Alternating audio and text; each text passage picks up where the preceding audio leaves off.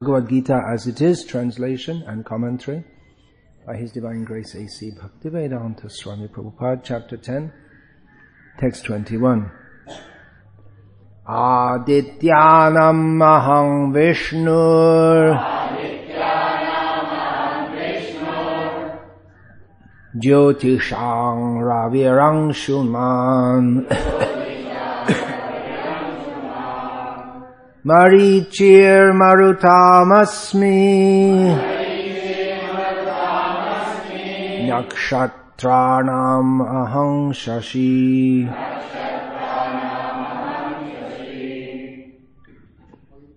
Of the Adityas, I am Vishnu. Of lights, I am the radiant sun. Of the Maruts, I am Marichi. And among the stars, I am the moon. Krishna speaking.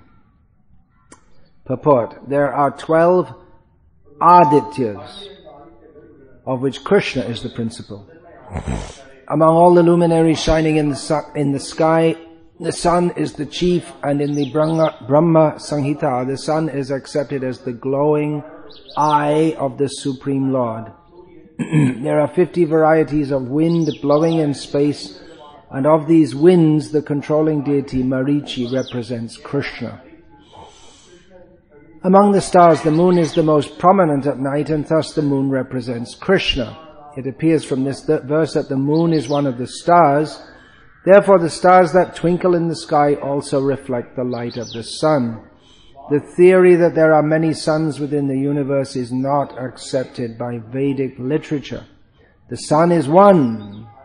And as by the reflection of the sun the moon illuminates, so also do the stars. Since Bhagavad Gita indicates herein that the moon is one of the stars, the twinkling stars are not suns but are similar to the moon.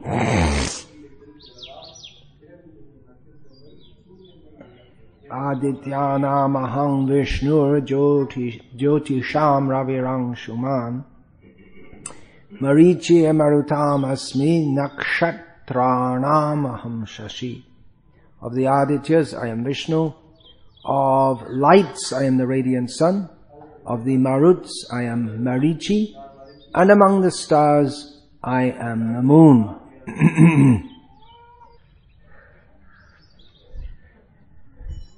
Well, I didn't choose to speak on this because it's the New Year! Happy New Year! As we heard a gang of drunken young men yelling out last night. Did you hear them?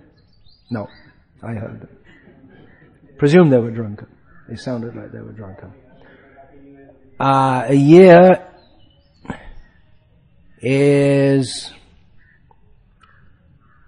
required in the measurement of time.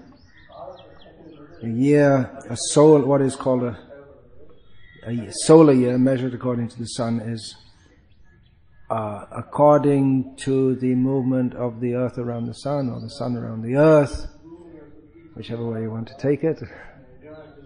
And it's supposed to be 365 days, although it's actually 365 and a quarter or so. Even the one leap year every 4 years, that also will get out in course of time, and we'll have to adjust that, because it's not exactly 365 and a quarter. So, talking about astronomical issues here, literally astronomical issues. The word astronomical is also used metaphorically to mean something of great import or size. This Bhagavad Gita as it is among the many millions of books of Srila Prabhupada distributed all over the world, the most distributed. In here we have statements such as, the moon is one of the stars. The twinkling stars are not suns, as is a fact. Because you're taught it at school, right? It must be a fact. It must be correct. Otherwise, why would they teach it in schools? all the big scientists, they look in their telescopes and they inform us that each star is a sun with various planets going around it. But Srila Prabhupada says that they are not suns, but they're similar to the moon.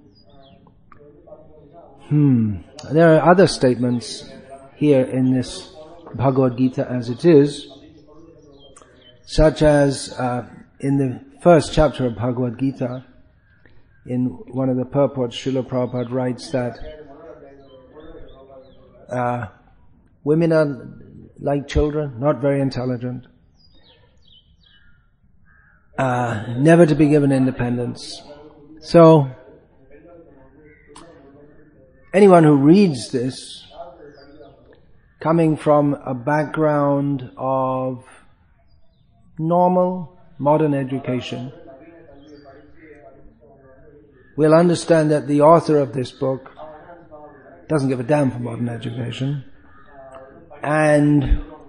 or modern ways of thinking, and makes statements which are completely opposed to what is accepted as knowledge in modern society. There are many points. Here, the point of astronomy, and elsewhere the point of women's intelligence. And here in Bhagavad Gita also, Srila Prabhupada, following what Krishna states, speaks briefly, as Krishna also speaks briefly, about what is nowadays conceived of as the caste system, which is considered to be something very bad. So in almost all ways,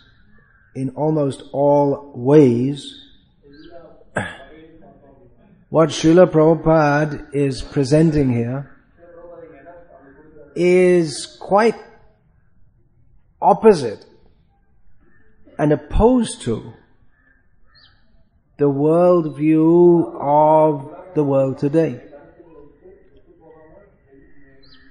That should be clear from studying this Bhagavad Gita as it is.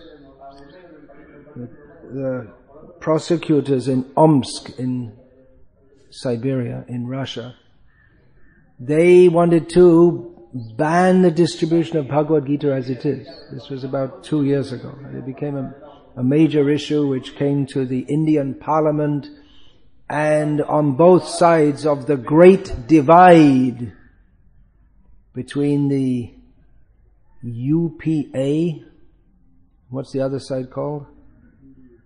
NDA, the United Progressive Alliance, and the National Democratic, National Democratic Alliance. On both sides, members of Parliament stood up and said, "It's not Bhagavad Gita." I doubt if hardly any of them had any idea what's in Bhagavad Gita. But they were outraged that the Russian courts should seek to ban it. Actually, there may be some of them who do know. Some of them may know something.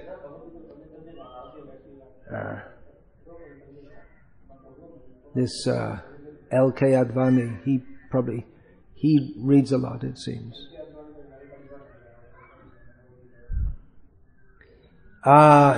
But the prosecutors, they said, we're not against Bhagavad Gita, we're against this edition because it has so many statements which are sexist, racist, elitist, but their pleas were drowned in the political waves coming from Moscow saying, hey, it's not worth pursuing this. We're getting a lot of heat from Delhi, and it's not worth making such a big issue out of this. We presume that this happened, and therefore they dropped the case. But actually I was hoping that the case would go through, what demon am I?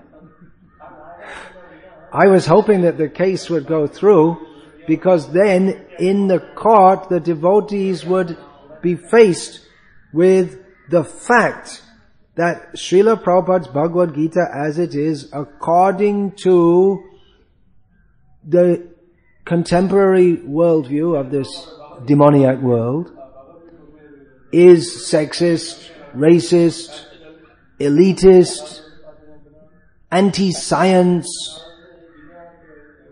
and so on. So it would have been great. Then our devotees would have been forced either to declare their faith in what Srila Prabhupada teaches and justify it, or they would have had to follow the natural course of their present compromise and try to cover it up or something like this. In America, in the 1970s, there was, maybe it was 80s, early 1980s, there was some severe case. There were many serious cases against our movement for kidnapping and brainwashing people. And I heard it said that one of our big leaders, when it was brought up in the court, picture of Nrsimhadev ripping Hiranyakashipu, and in the court they were making the case that, well, you see, this movement turns children against their parents. And there's a picture of Prahlad standing by, watching while Hiranyakashipu, his father, is getting ripped to pieces by Nrsimha. They say this is God. And apparently one of our leaders said, well, no, it's just, it's symbolic of the forces of good and evil. And so it would have been a great test for our devotees. Are they really willing to stand by and what Srila Prabhupada says and justify it in the face of everything that the world has to say? And it's actually amazing, even in the 1970s, when Srila Prabhupada was present with us, he said, I'm surprised they don't arrest me for what I am saying. The book distribution is going on, and there are millions of copies all over the world, and actually, according to law, these books could be impounded and banned, because they are. The anti-science thing, well, in most countries, the idea of freedom of speech would allow this, but this so-called sexist statements and elitist statements, this just like Mein Kampf, this book of Hitler, which means my struggle. So that's banned in most countries because it's rabidly anti-Jewish. But Hitler, he got his ideas from, well, he built his ideas around the idea of Germans being the Aryan race. Or an Aryan race. So, on that basis also, actually,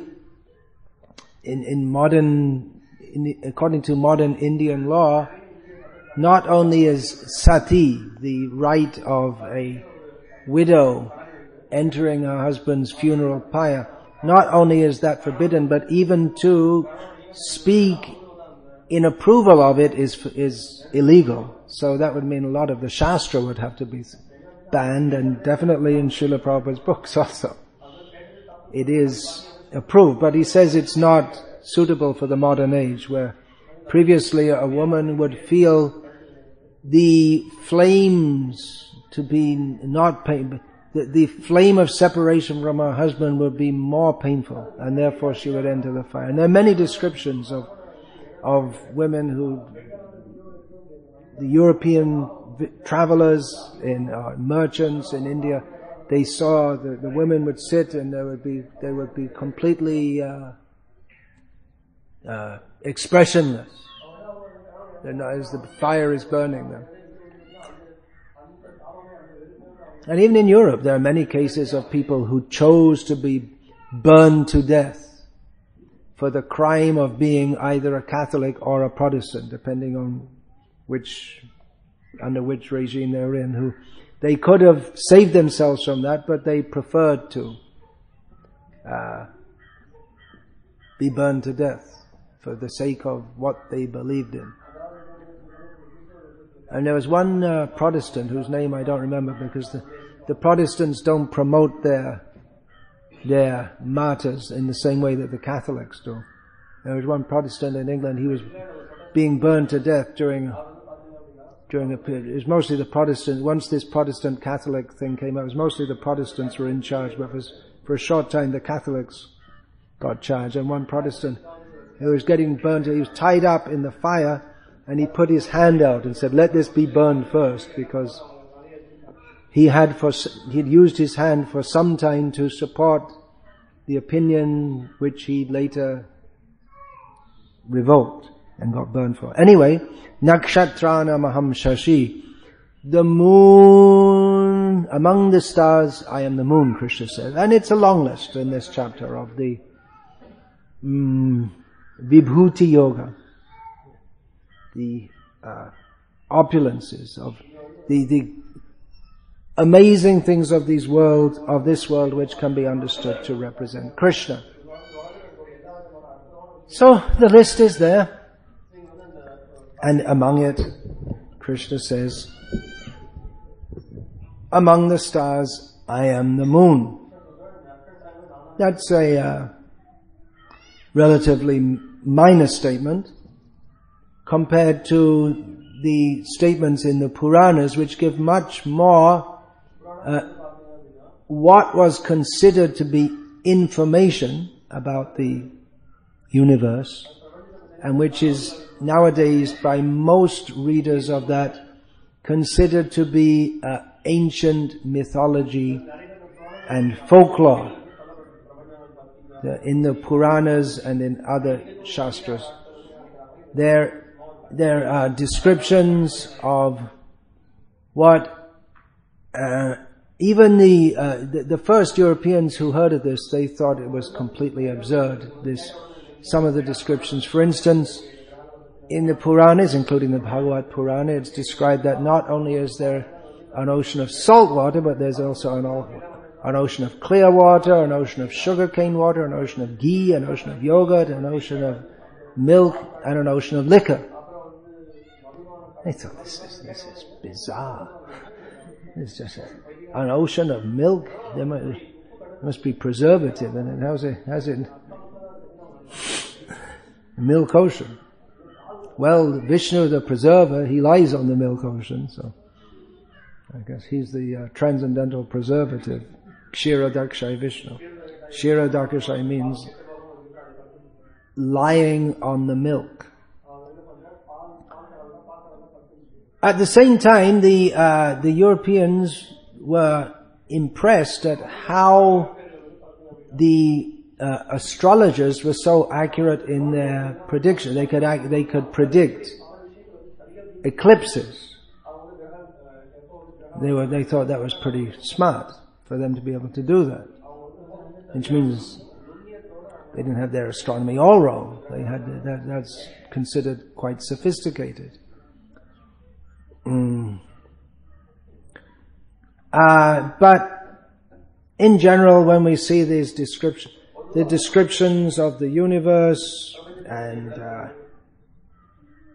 there's a fellow with 4 heads sitting up there somewhere. Not somewhere, his position is given, and all the different planets, life on different planets, and according to modern science, it doesn't make any sense whatsoever. A completely different outlook. But the modern science is based on careful observation, which has been not done just by one person, but by many persons over many years, and they've come to their conclusions by consensus, and one scientist, if he makes a theory, other scientists have to test it, and they come to different conclusions. But Krishna says, Nakshatranam aham shashi. Among the stars, I am the moon. Now, some of our devotees, they have wondered about this. What is this? In science, we know that the sun, it's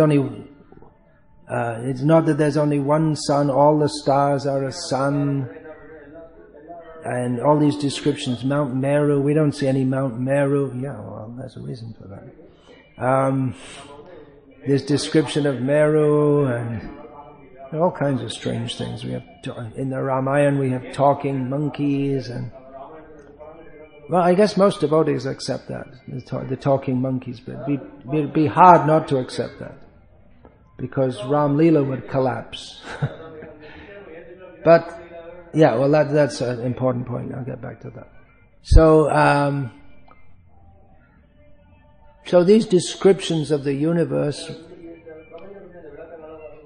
there's the banyan tree under which Lord Shiva sits is 1,000,000 yojanas high and 1,000,000 yojanas across. And even if you try to define yojana at the shortest way possible, it still seems highly improbable, if not impossible. So what do we make of all of this? Well, some devotees point out that after all, the Bhagavatam is not a book of astronomy.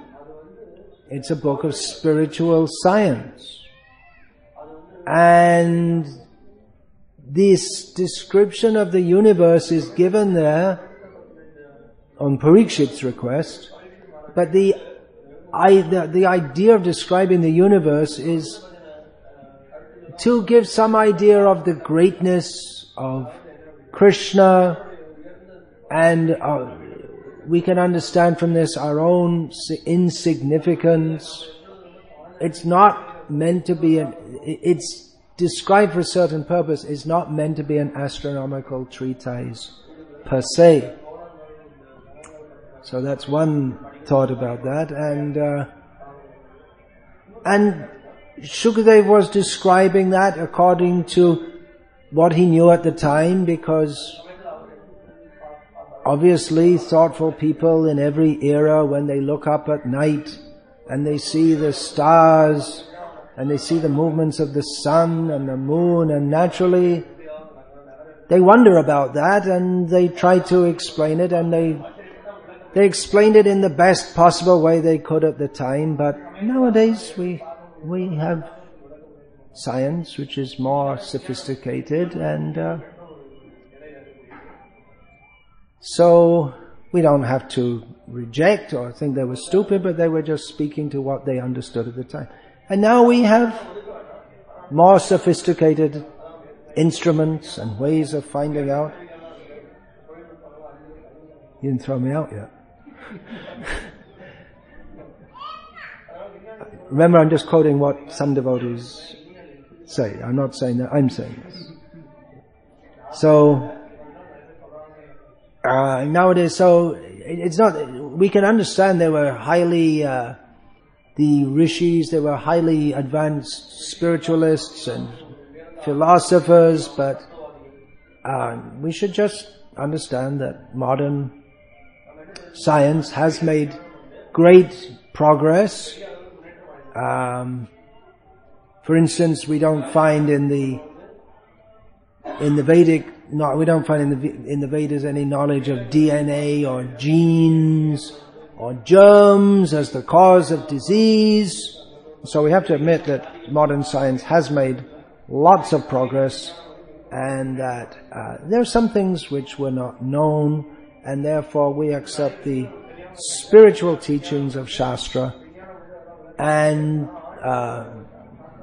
we don't have to take literally such descriptions of the universe as are given in the Bhagavad Purana. There's a major problem with that. The problem is that Krishna says, well, one problem with that is that Krishna says here, Nakshatranam Maham Shashi. Among the stars I am the moon, which means that Krishna also accepts by this we can understand that Krishna accepts the cosmological descriptions in the Puranas. And if we say that, well, we don't, that it's just allegorical or what people knew at that time, that means that Krishna doesn't know also. That means the Bhagavad Gita is also incorrect. And when Krishna says, Maya Adhyakshena Prakriti Suyate Sacharacharam Hetananena Kauntaya Jagad Viparivartate, I am supervising the whole universe with its moving and non-moving beings. When Krishna says, Aham Sarvasya Prabhavaha, everything is generated from me.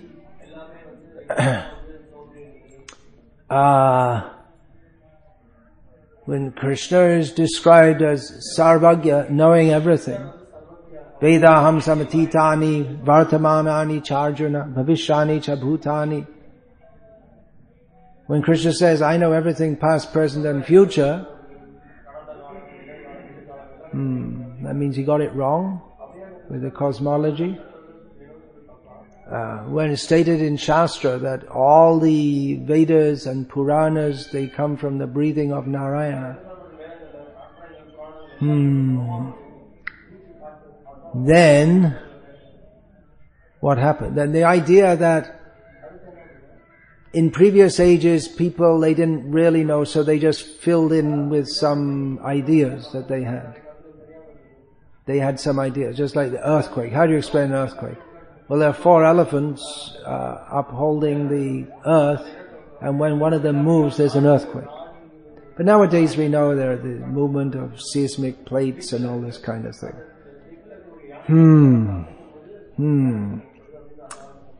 Yeah, well, it becomes a problem because Shastra describes this, and if we say with that we only take the material description, we don't take the spiritual and not the material, but then we find that the description of the universe is that they emanate in seed form from the body of Mahavishnu. So, how do you differentiate between what's spiritual and what's material? In Krishna's pastimes, he also visits the Varuna Loka. He goes to the planet of Yamaraj. He takes the chariot through the coverings of the universe to visit Mahavishnu.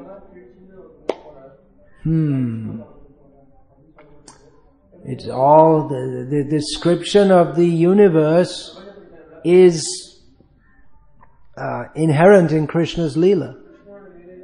And we have the 4-headed Brahma coming to Krishna, the same one who is described as the creator of the universe, the engineer of the universe. So, how do we differ? Where do we go? If we take this argument that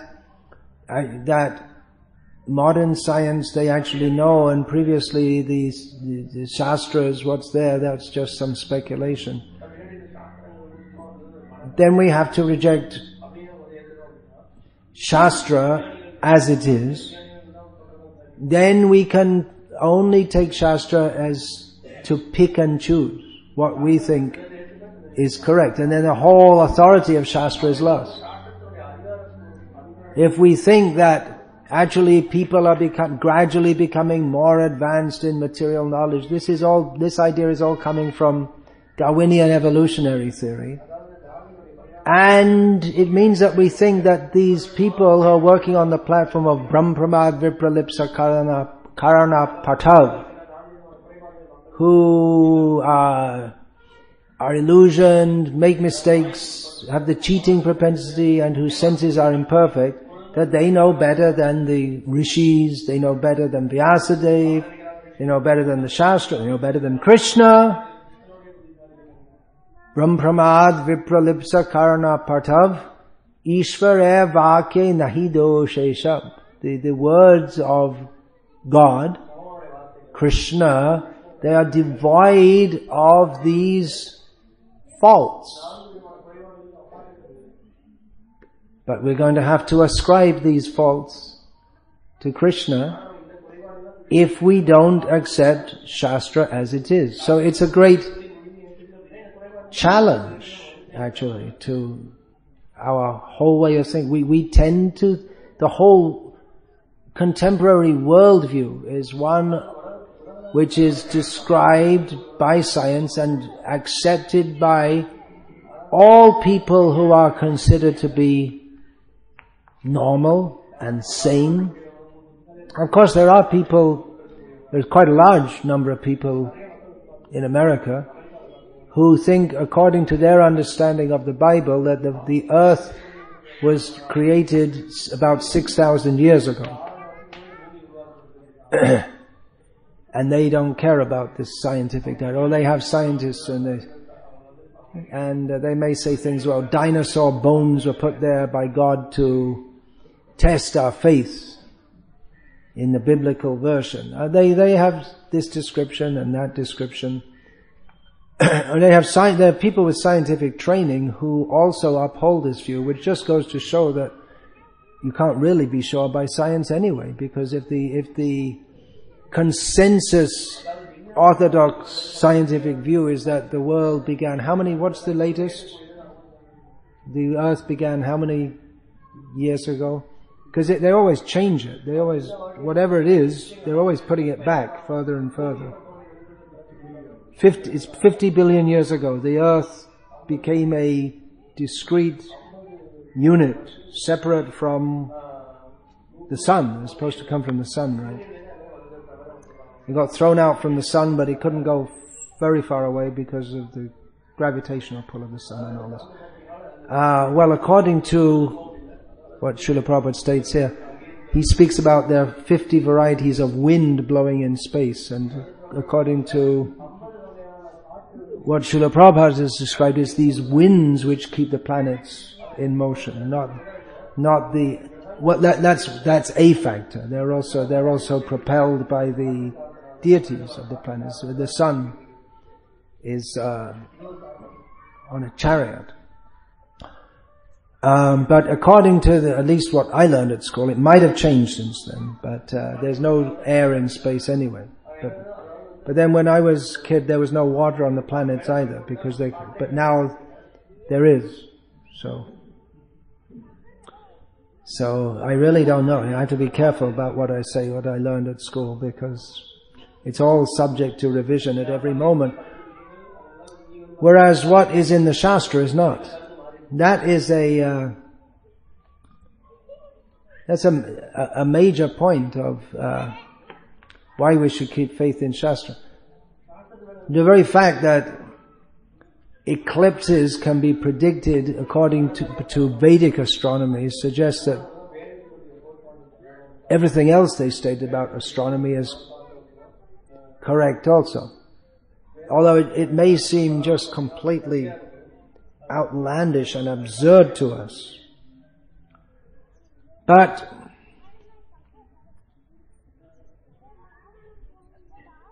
I was able to have faith in all these things because, well, one reason is that I understood from a young age, even before I heard anything about the Krishna conscious movement, that at school they're deliberately teaching us things which are not true.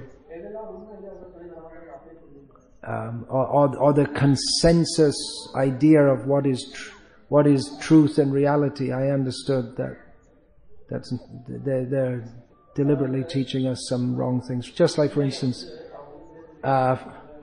just considering that all over the world, in all cultures, there are descriptions of ghosts and dragons and all different kinds of beings, but you're not supposed to believe in that. But so anyway, I understood that they're deliberately promoting what I now understand to be a materialistic worldview.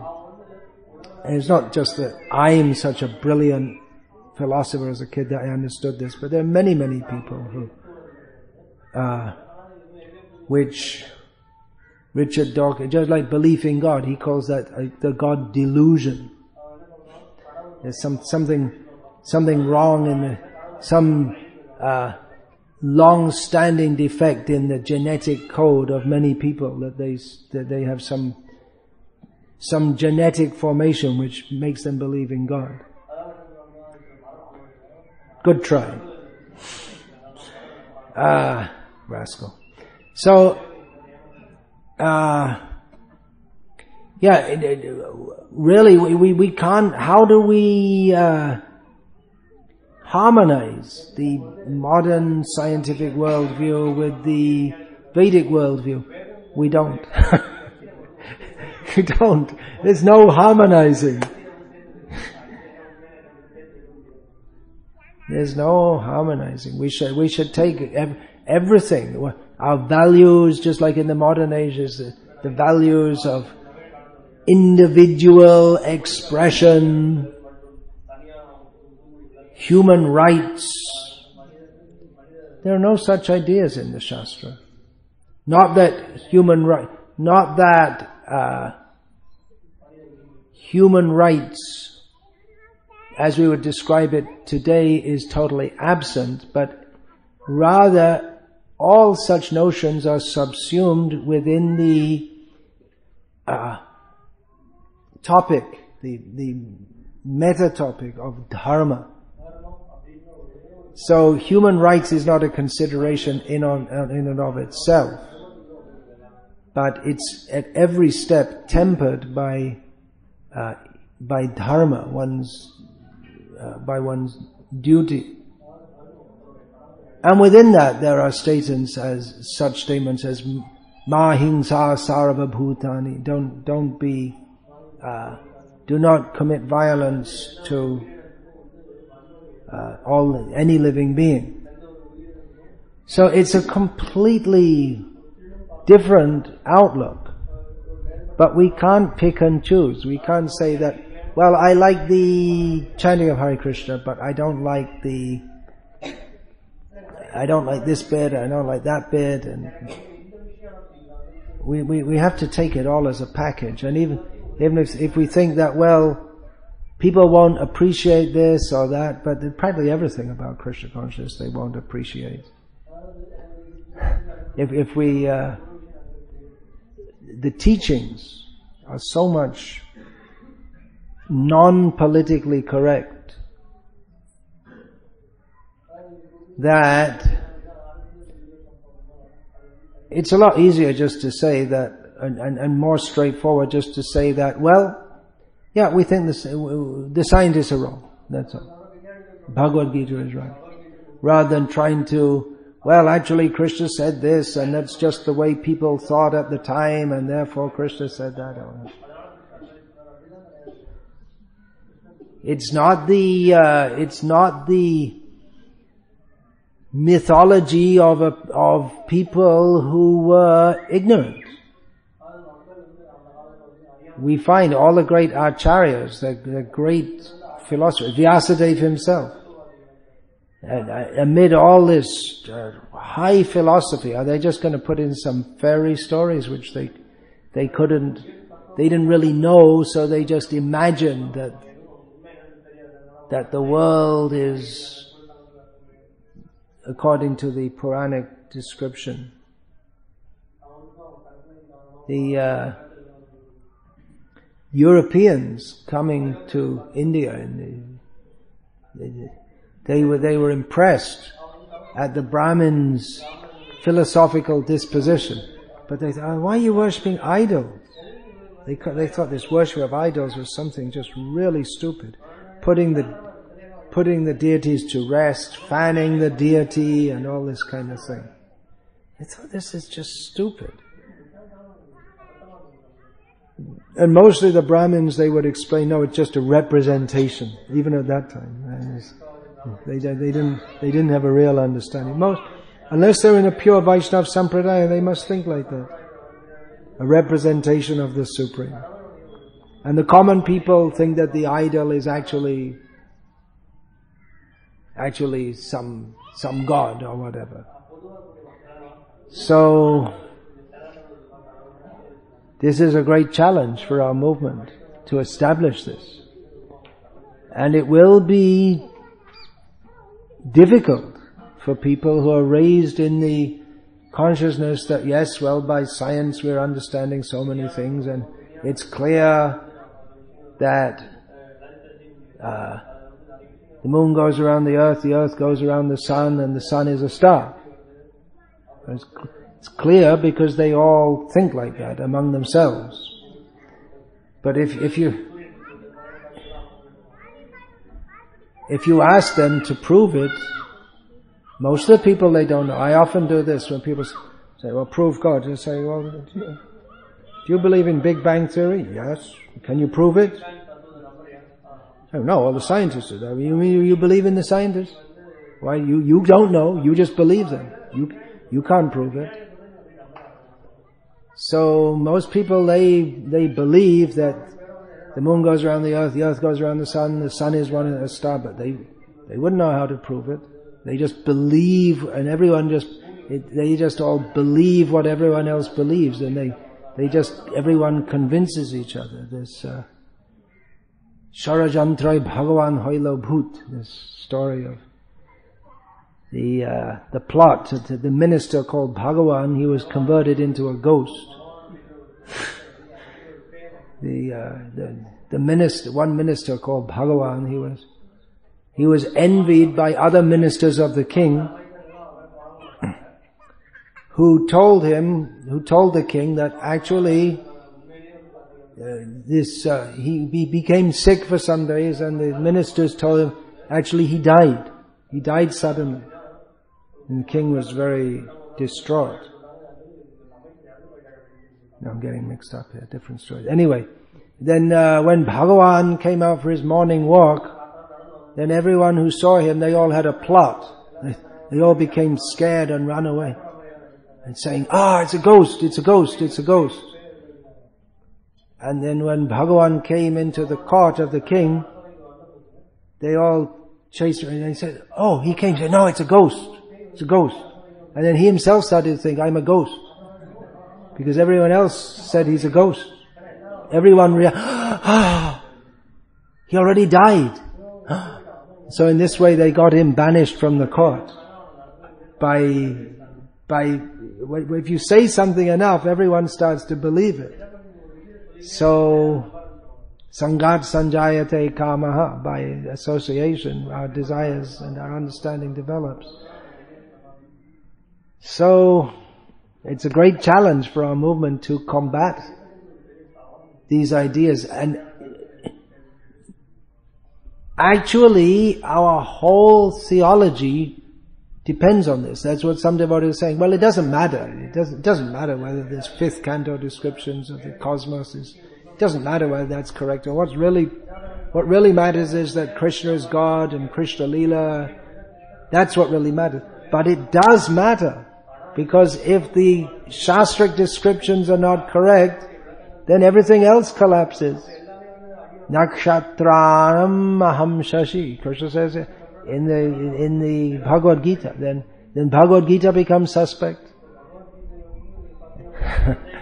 then everything Krishna says becomes suspect. Then Maya Dhakshena Prakriti, that Krishna is supervising the whole material energy. He doesn't know what's going on. He's also subject to this mythology, because he doesn't know what's going on. The whole thing collapses. So it's a great challenge for our movement to uphold the Vedic version. Srila Prabhupada was very much wanted to do this. We see right here in the purport, he never made any concession to modern ideas about the universe. He talks about the 50 varieties of wind blowing in space. He doesn't say that, well, according to what people in India thought 5,000 years ago or 3,000 years ago, whenever you think Krishna might have appeared, if such a person as Krishna ever existed, then people thought like that. But anyway, you have to take, the idea is that Krishna is supreme, so he's just saying, you just get in a whole logical tangle. So it's just straightforward. We accept Shastra, and we have to establish that. And so Srila Prabhupada is very enthusiastic to do that. He wanted a Vedic planetarium, which is supposed to show cosmology according to the Puranas as a challenge to the modern scientific idea of the universe. So people speak as if they know, but Srila Prabhupada was convinced that they don't know. And why was he convinced? Because on the basis of Shastra, our whole access to Krishna and understanding of Krishna is via Shastra. If we don't accept this, then we can just throw out everything. Or we can try and rationalize it, re-explain it, but these explanations don't work. They collapse on themselves. We're going to have a planetarium here. Vedic planetarium. You have like that, yeah. You have all that, yeah, okay. In Udupi, in the main temple there, there's just in this there's one deeper with Meru and all kinds of. And I think most people don't notice that. I don't know.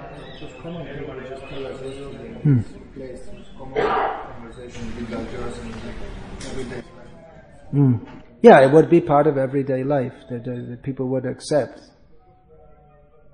People would accept that. Now they have scientific explanations, what they call scientific.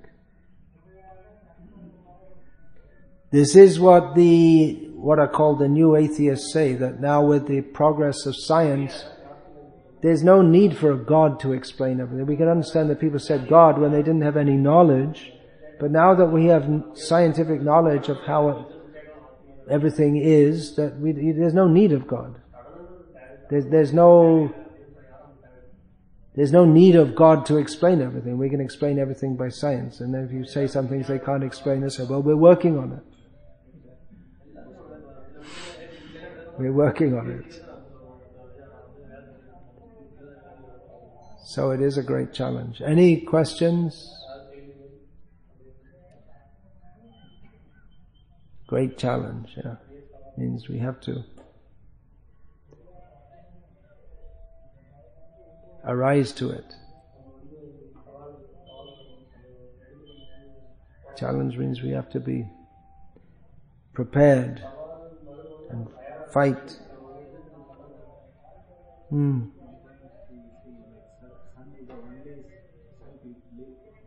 The sun is the only self-luminous Jyotisham Ravirang Shuman among the sun is the only self-luminous body in the universe. But here Krishna says Jyotisham Ravirang Shuman. So among luminous beings. But then Srila Prabhupada explains that others are luminous because they take luminosity from the sun. Angshuman. Srila Prabhupada translates that as radiant. And it literally means having rays. So others have rays also, but they are rays which bounce off they're taken from the sun and they bounce back. They bounce off. This is what we can understand.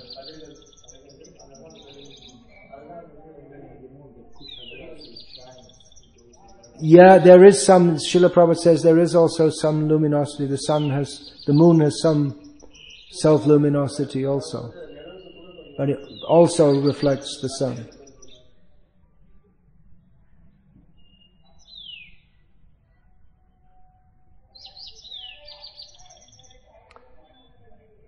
Hare Krishna. Srila Prabhupada ki jai.